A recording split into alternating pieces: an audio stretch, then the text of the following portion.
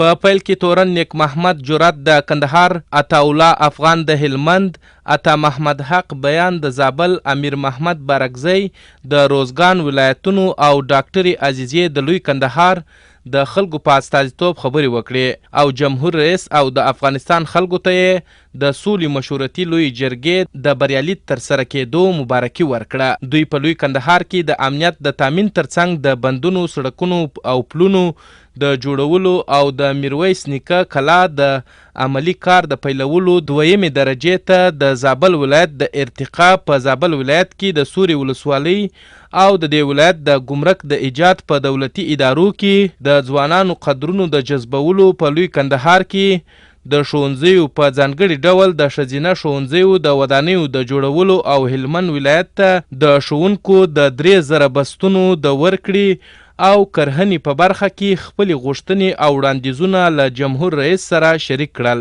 جمهور رئیس غني د یادو ویناوالو د خبرو تر وړاندیزو له اوریدو وروسته د سولې په مشورتي لویه جرګه کې د لوی کندهار د استازو د فعال ګډون قدردانۍ وکړ او وی ویل د روژې په مبارکه میاشت کې به په کندهار کې د 15 میګاواټه لمریزې برېښنا پروژې د پرانیستي شاهد اوسو. جمهور رئیس د پوهنې وزارت ته لارښوونه وکړه چې هلمند ولایت ته دي د ښوونکو بستونه ورکړي. دغه راز دی په راتلونکو 6 میاشتو کې د لوی کندهار د ښوونځیو جوړولو ته هم لومړیتوب ورکړي. جمهور رئیس محمد اشرف غني د 2مې درجې ته د زابل ولایت د ارتقا د زابل د سوري ولسوالۍ او د دې ولایت د ګمرک د فوري ایجاد په موخه اړوند مسؤلینو ته لارښوونه وکړه. د هیواد جمهور رئیس زیاته کړه د کابل په څیر د کندهار ښار ته ځانګړی پلان په پام کې نیول شوی دی. دغه راز به د میرویس نیکه کلا جوړولو د عملی کار ترڅنګ د غازی عبدالله خان اڅکزي، غازی سردار محمد ایوب خان، غازی محمد اکبر خان او د اتلې ملالۍ زرغونې انا او نازو انا مقبرې هم ورغول سي. جمهور رئیس د خپلو خبرو په پای کې وویل د کرهنې په برخه کې تر ټولو بنیادي خبره د هغې معیاري کول او بازاریابي ده. څرنګه مو چې د کندهار انار نړیوال مارکیټ ته ورسول، هڅه کوو د زابل بادام هم نړیوال بازار ته وړاندې کړو.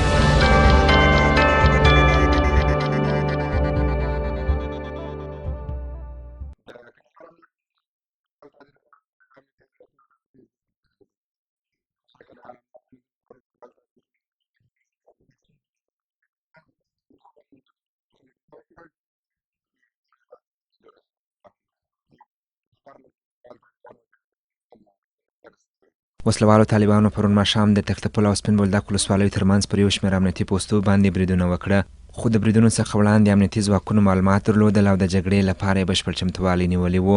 کله چې وسلوالو طالبانو پر امنیتي پوستو باندې بریدونه وکړه، ورسره سم د امنیتي ځواکونو د کلک مقاومت سره مخامخ سول.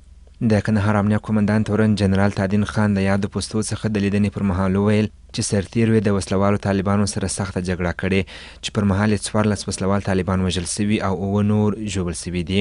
نوموړی زیاتوي چې د برید پر مهال 5 امنیتي سرتیرو ته هم مرګ ژوبله اوښتې. رایې د شپې دښمن په دا پوسته حمله کړې وه، نو 3 کس شهیدان په دا پوسته کې درلود، 2 سرتي زخمیان دي. دښمن 14 کسه مړي سوي دي په دا پوسته کې، هغه وینې مازغې ټوله په دا ځای کې پراته دي او 7 کسه زخمیان لري، پته په دا ریګ مخ ورډېدلي دي. سخته له پاتې لیدلې، انشاءالله بیا به له دې تکمیل شي. دا په داسې حال کې د چې امنیه قومندان تورن جنرال تادین خان وروسته له هغه خپلو سرتیرو ته د سختو عملیاتو او وسلوالو د ځپلو امر کړی چې وسلوالو طالبانو د مشورتي لویې جرګې تر تفاهم لیک وروسته اعلامیه خپره کړه او پر جګړه یې ټینګار کړی.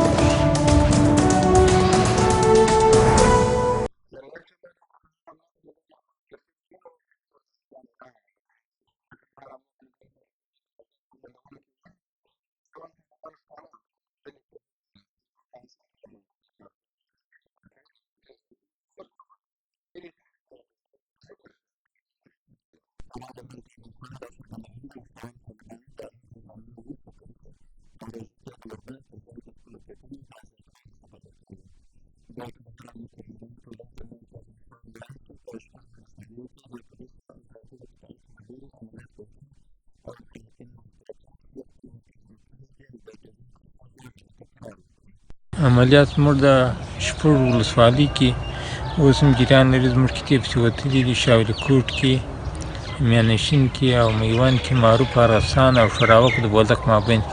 دښمن د ټولو ساحو څخه غورځېدلی د پاکستان پولو او دې خواته دا نور کوم مرکزونه چې لري هغه ته تللي دي.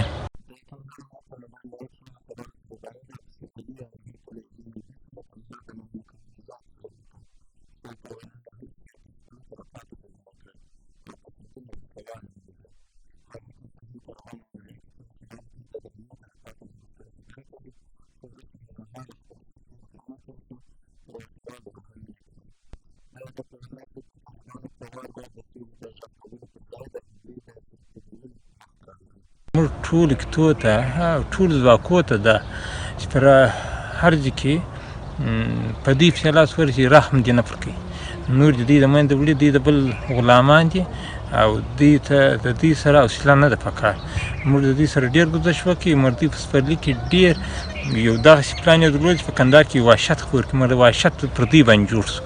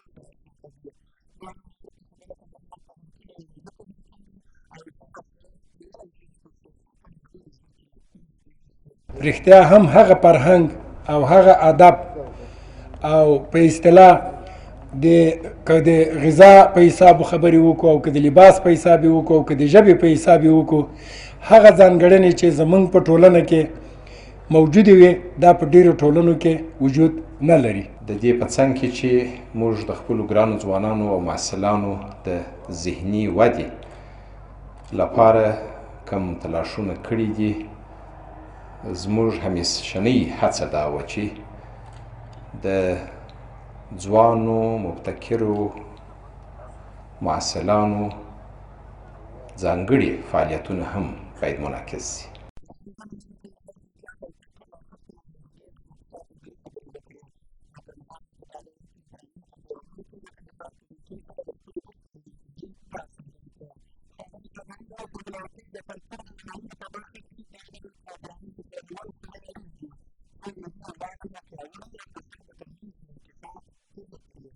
د کندهار پوهنتون لخوا د پسرلي په دې ښایسته مازدیګر کې دا کلتوري پروګرام پر لاره اچونه زموږ د هیواد د مختلفو کلتورونو درلودونکو ځوانانو ترمنځ د ملي وحدت د پیاوړتیا او کلتوري تنوع د احترام د فرهنګ د عامولو لپاره د خپل ډول خورا د ستایلو وړ نوښت دی.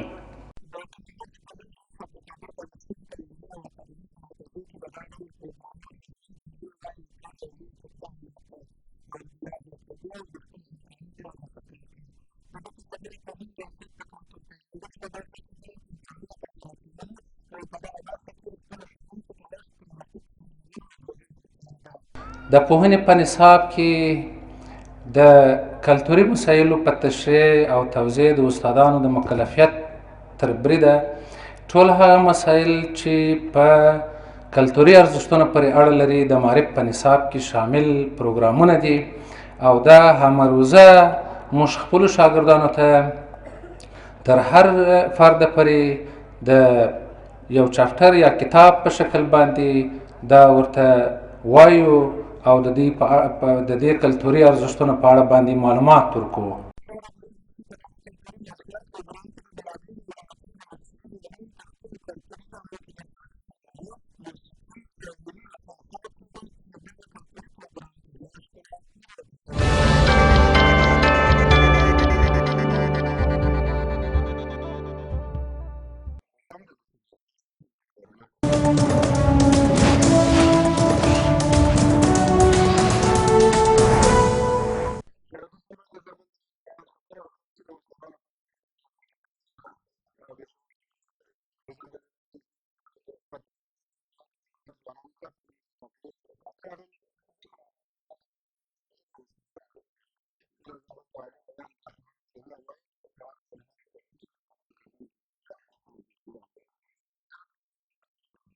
که څه هم هر کال د افغان او بهرني ځواکونو سره په جګړو کې زرګونه طالب جنگیالي وژل کیږي، خو بیا هم دوی له فعالیت نه دي لوېدلي او لا هم جنگیږي. د زابل ولایت اوسیدونکي وایي بیلابیل عوامل د دې سبب کیږي چې ځوانان د وسلوالو طالبانو او نورو جنگي ډلو سره ملګري کیږي او جګړه کوي. د دوی په خبره اکثره کسان جنگیدونکي طالبان بې سواده او د ژوند له لومړنیو خدماتو بې برخې دي او یوازې د جیب خرڅ، موټرسایکل، خوراک او ځینو نورو شیانو د پیدا کولو په موخه ورسره ملګري سوي دي.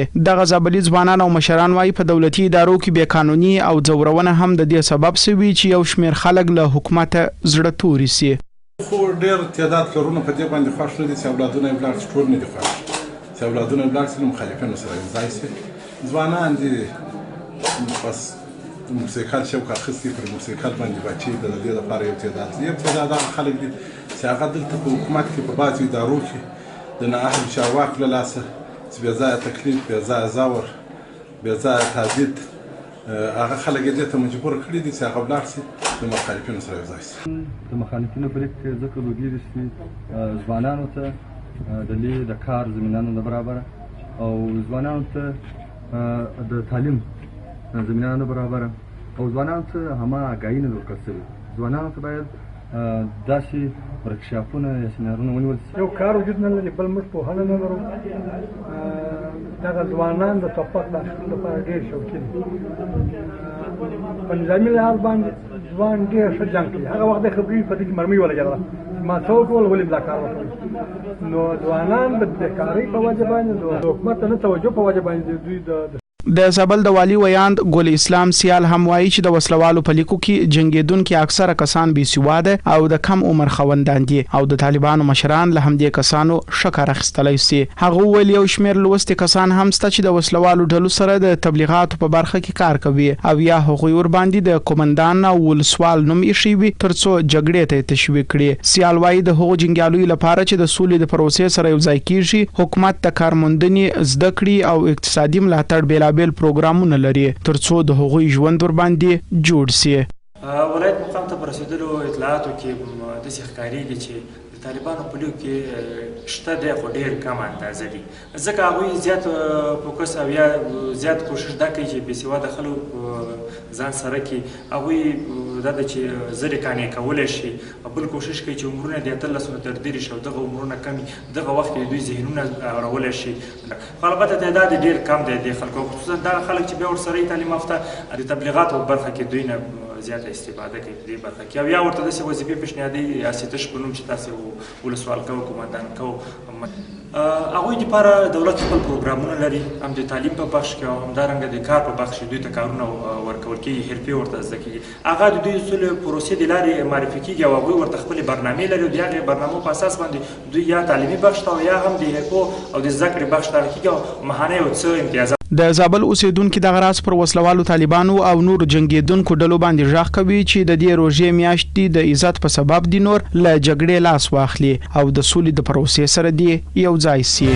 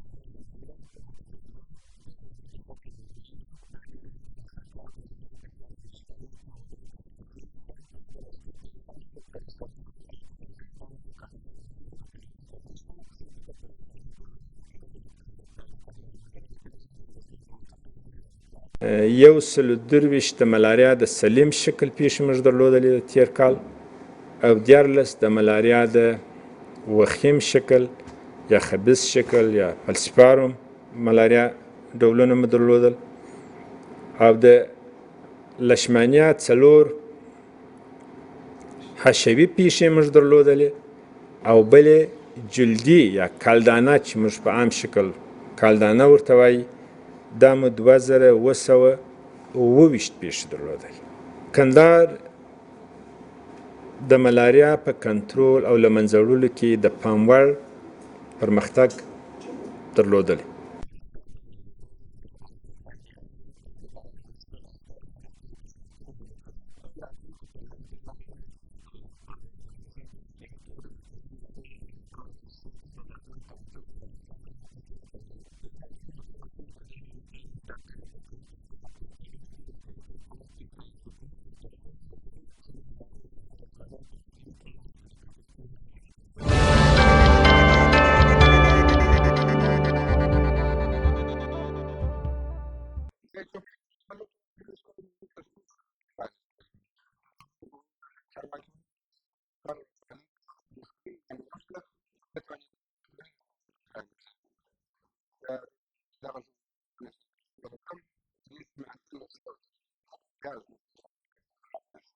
د زابل ولایت د پوهنې رئیس نصرت الله زاهد وایي چې له ډیرو هڅو وروسته په 1498 لمریز کال کې وتوانېدل چې د دایچوپان ولسوالۍ تړلې ښوونځي خلاصې کړي. د زاهد په خبره دې ښوونځیو کې په لومړي ځل 1800 زده کوونکي جذب شوي او دوی به کوښښ وکړي چې د اړتیا وړ تدریسي توکي ورته برابر کړي ترڅو اړتیاوې پوره سي.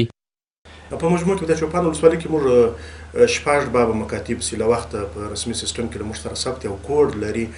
دغه مکاتب شتون لري چې له هغې جملې څخه یې 3 بابه مکاتب چې رسمي کوډ لري.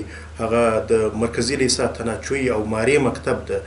دغه مکاتب د 3 نور مکاتب چې هغه د موږ سره رسمي کوډ نه لري تر اوسه پورې مو د رسمیاتو امر نه دی ورته اخیستی. هغه نایک خاص چلکور او چلکور پاڅیان مکتب دي چې هغه د دغو نور درو رسمي مکاتب پورې مربوط او د هغې لاحقې بلل کېږي. په مجموع کې شپږ بابه مکاتب د خلکو په لزور باندې پرانیستل شوي دي او د دغو مکاتبو په پرانیستلو سره 1800 زده کوونکو ته چې له هغه جملې څخه 15 یا خوندي تشکیلي د تعلیم او تربیې زمینه برابر شوې. پرته له شکه دغه یو بهترین او نیک ګام و د ولس همکاري او بدون د ولس له همکاري څخه دا اقدام ناشونی و.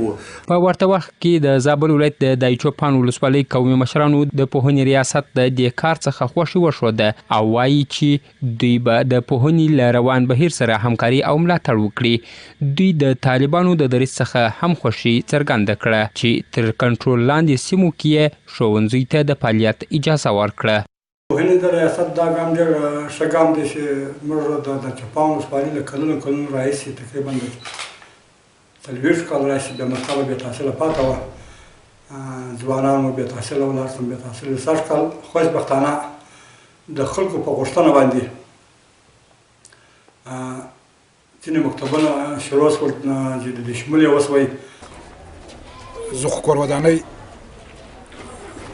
د طالبانو ورونو څخه هم وایم چې دوی په خپل نوبت باندې د مکتب د یا د ښوونځي د شروع کېدو دپاره خپلې ارزونه کړي دي او خلکو ته اجازه ورکړې. 18 کاله وروسته د دایچوپان په ولسوالۍ کې ښوونځي بېرته پرانیستل کېږي چې چې دا د ریاست تعلیم تربیې امکانات ورته برابر کړي وو او خلکو د پوره همکاري وکوله.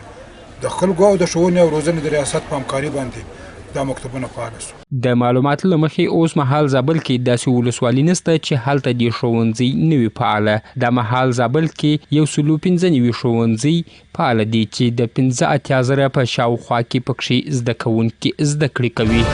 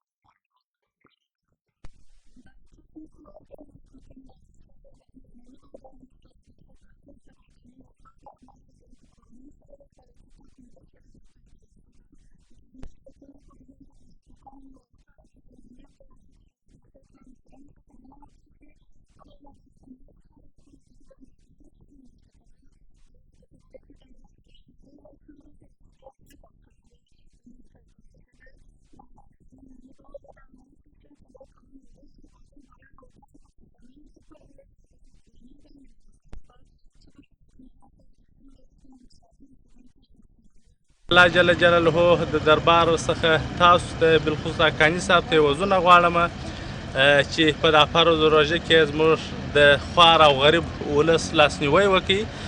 درنو دوستانو، ښاغلي کاني صاحب نه یوازې شش کال په تیرو کلو کې په څو ځله دلې زموږ کندهاري ولس د خپل کومک څخه محرومه نه دی ساتلی.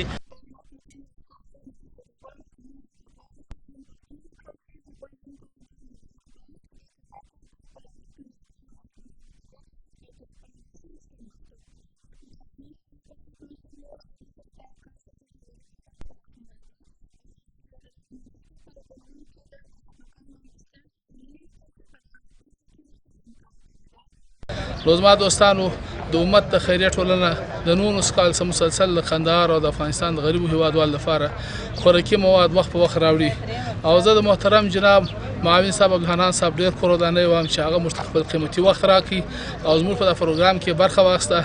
او د دې سره به زه یادونه وکړم چې زموږ سره محترم والي صاحب ډېر زیات کومکونه کړي دي.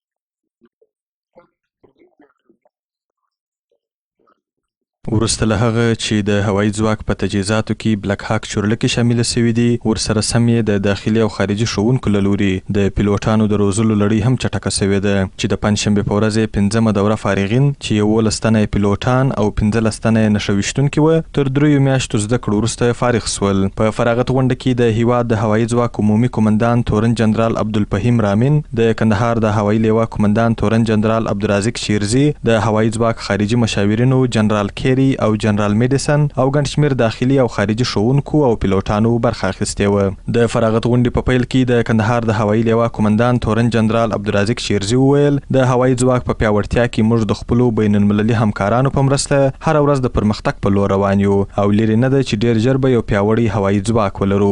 د شیرزي په خبره فارغ شوو پیلوټانو مسلکي زده کړې ترلاسه کړي او په پوره وړتیا سره به د خلکو په دفاع کې ورسپارل شوی مسؤلیت ادا کوي. د کندهار هوایي لیوا د خپلو مشاورینو لخوا همدارنګه د کورس د معلمینو لخوا موږ سره ډېر کومکونه او همکارۍ شوي دي. زه غواړم چې د دوی نه د کومکونو او همکاریو نه ډېره مننه او قدرداني مراتب څرګند کړم. د هوایي ځواک یو تن خارجي مشاور جنرال کیری خوشي وښودل چې د دوی په همکاري ورځ تر بلې افغان هوایي ځواک پیاوړی کیږي او ویل چې د دوی له لوري د بلک هاک طیارو د ورکړې او پیلوټانو د روزلو روانې هڅې د مقایسې وړ نه دي او د خپلو همکاریو د دوام ډاډ یې څرګند کړ. This country to provide much needed lift and casualty evac capability. عملات شدید پروازی عملات دا تقریبا ډېر کومک کوي د خپلو اردو سره او د دوی په عملیاتونو کې او هغه کوم سختو ځایو ته چې مرستې ته اړتیا لري دوی کولی شي چې هغه ته لاړ شي او هغوی سره مرسته وکړي هغه کوم اقدامونه چې وروسته د هیواد د هوایي ځواک عمومي قمندان تورن جنرال عبدالفهیم رامین وویل چې د هوایي ځواک د پیاوړتیا لپاره دا ډېر لوی ګامونه دي چې پورته کیږي او په دې برخه کې د ټولو بین المللي همکارانو څخه مننه وکړل چې د افغان هوایي ځواک په پیاوړتیا کې مرسته او همکاري کوي. ښاغلي رامین زیاته کړه چې د هوایي ځواک د تدریجي پیاوړتیا سره سم د دښمن مخه په ډېره ښه توګه نیول سوې او لا هم هڅې روانې دي ترڅو د هیواد د لویشت څخه په پوره توګه دفاع وشي. دشمنای افغانستان که در پلانای شوم خودم بودن شما نگذاشتین که دشمنای افغانستان به پلانای شوم خودم برسن. اولین کسایی که به حساب شما بودین که چی از طریق ضربه هوایی چی از اکمالات و انتقالات و دیگه نگذاشته که دشمنان به اون پلانای شوم خودم برسن در افغانستان. این تاریخ افغانستان هیچ وقت فراموش نمیکنه. دوو تنو فارغو پیلوټانو په خپلو خبرو کې خوشي وښودل چې عملاً مسؤلیت ورته سپارل کیږي ترڅو د خپلو خلکو خدمت وکړي او ډاډ یې څرګند کړ چې په قوي عزم پوره وړتیا او د سر په قربانۍ به د خپلې خاورې ساتنه کوي. په دې افتخار سره کولی شو چې په دې تیارې سره هر نوع شرایط کې هر رقم وظیفه چې کولی شو موږ سر ته سر افغانستان پورې آماده یو چې خپله وظیفه پر صادقانه توګه مخکې یوسو. مهم همدا وي چې 3 میاشتو کې موږ ته هر هغه کوم مانورونه او کوم میشن لپاره چې ضروری وي موږ په 3 میاشتو کې وکول شو چې هغه تر سر ته ورسو او پوره پکې تعلیمات هم ترلاسه کړل. د فراغت غونډې په وروستي کې یادو 11 تنو پیلوټانو او 15 تنو نښو ویشتونکو ته د حاضر پلاوي له لوري تصدیق پاڼې هم ورکول سوې او په چارو کې ورته د لا بریالیتوب هیله وسوه. باید وویل سي چې د افغانستان د هوایي ځواک د پیاوړتیا لپاره د امریکا متحده ایالاتو ژمنه کړې چې تر 2023 میلادي کال پورې به 150 باله بلک هاک چورلکي افغان هوایي ځواک ته په اختیار کې ورکړي.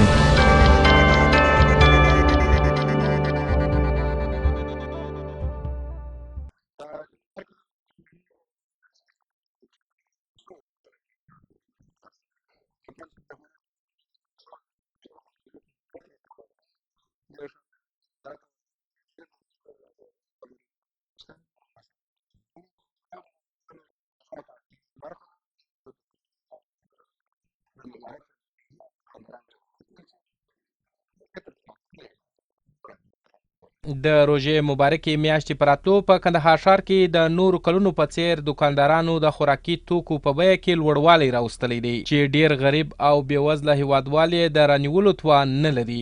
د نرخونو د کنټرول کمیسیون د پنجشنبې په ورځ د ښار د یو شمېر شرکتونو او دوکانونو څخه د نظارت په موخه له نږدې لیدنه وکړه او هغه دوکانداران چې د ټاکل شوو نرخونو څخه یې خوراکي توکي په ګران قیمت خرڅول جریمه کړه. د دغه کمیسیون غړی اغاولي باراني وایي چې د خوراکي توکو د بیې د کنټرول دا لړۍ به دوام ولري او هر هغه دوکاندار به نقدي جریمه کړي چې پر خلکو باندې تر ټاکلي نرخ په لوړه بیه خوراکي توکي خرڅوي. ځینې کسان چې زیاتې دغه کوله ګرانې خرڅول تقریبا 240 افغانۍ چې هغو ته هم پارچې ورکړلې چې هغه کسان چې هغې تخلف کوي یا زیاتې دغه کوي نرخونه یې ګران کړي وو. اما یو شی چې خلک دوکانداران سره موږ لیدنه وکړه د هغو څخه پوښتنې وکړلې هغه دا شی و چې د دغه روژې په رسېدلو سره د پاکستان د لارې چې کوم وړه راځي هغه ګران شوي دي. هلته پاکستان کې وړه ګران شوي دي نور ټول بازار کې یو نرخ دی. اما ځینې کسان چې هغه تخلف کوي یا زیات یې ګران ورکوي هغو ته جریمې پارچې ورکړلې. او بل دا و چې سبزیجات مو وکتل سبزیجات کې بېنډۍ وو رومیان او دغه څنګ بادرنګ او نور شیان مو وکتل هغه هم در ځینې اندازې پر ښه دي. اما دوی وایي چې کله چې روژه راغله دوکانداران چې کله روژه راغلې د روژې په دغه سره پخوا بېنډۍ په 80 شپېته افغانۍ او موز په 80 افغانۍ یا 100 ګران شوي دي. خو دوکانداران وایي چې موږ ته عمده پلورونکي لخوا خوراکي توکي په لوړه بیه راکول کیږي ځکه نو موږ مجبوره یو چې پر خلکو یې په لوړه بیه وپلورو. د دوی په وینا د بهرنیو کرنسۍ لوړېدل، د دوکانونو د کرایې لوړوالی او د عمده پلورونکو لخوا دوی ته په لوړه بیه د توکو ورکول د دې لامل شوی چې په بازار کې د توکو بیه لوړه سي. وام ظلم نو موږ یې په خپل تاوان ورکړو. د روژې مخکې وړه په یوه ریټ وو، اوس په بل پرون مې رانیولي یو سل شل مې د روژې د مخه په یوه ریټ وو، اوس مې یو سل د پرون ګرانه نیولي. د روژې په روژې کې مې یو سل ګرانه نیولي. د ډالرو د کالدارو په خاطر باندې د ډالر ښکته پورته کېږي، خامخا به راته تبدیل راوړي. اوس ته چای په ډالرو راځي، غوړي په ډالرو ځي، بوره په ډالرو ده.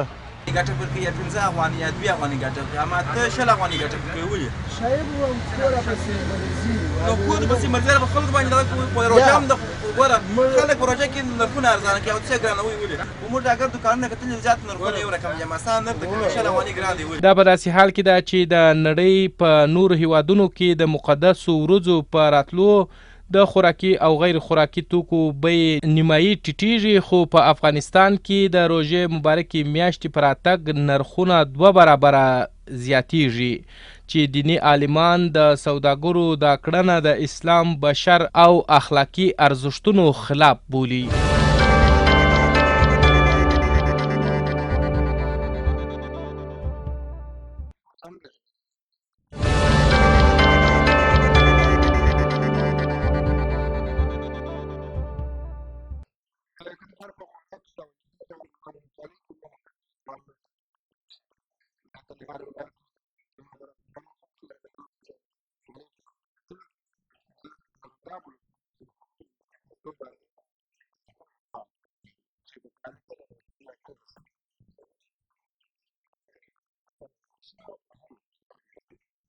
Thank you.